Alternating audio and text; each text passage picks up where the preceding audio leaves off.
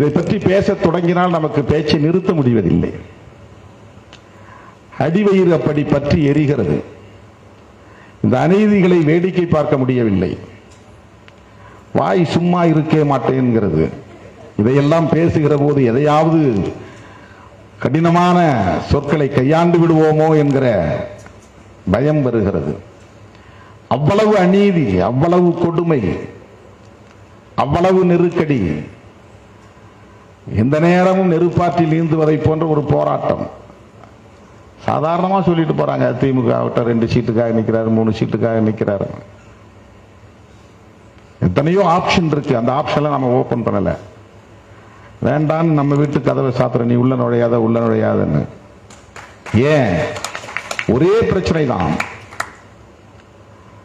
உண்மையான அம்பேத்கரின் பிள்ளைகளாக இருப்பதனால், உண்மையாகவே பெரியாரின் மாணவர்களாக இந்த களத்திலே நிற்பதனால், சனாதன சக்திகள் இங்கே வலுப்பெறுவதற்கு நாம் கிஞ்சித்தும் இடம் கொடுத்து விடக்கூடாது என்கிற அந்த கவலைதான். தற்காலிகமாக எனக்கு ஏற்படுற நட்டத்தை பற்றி நான் கவலைப்படவில்லை.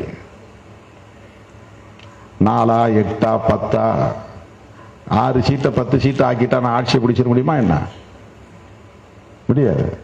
சரி, 10 சீட்டை 15 சீட்டா வாங்கி ஜெயிச்சு போனோம்னா ஆட்சியை பிடிச்சிட முடியுமா? அப்பவும் ஒரு எதிர்கட்சி மாதிரி தான் வேலை செய்ய முடியும்.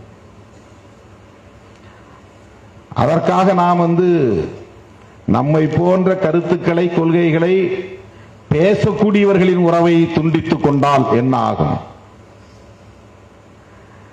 சமூக நீதியை பேசக்கூடிய ஒரு கட்சி ஆட்சியில் இருக்கும் போதே இந்த நிலை என்றால், யோகி ஆதித்யநாத் போன்றவர்கள் இங்கே முதலமைச்சராக வந்தால் என்ன நிலையாகும்? யாரு போய் பேச முடியும்?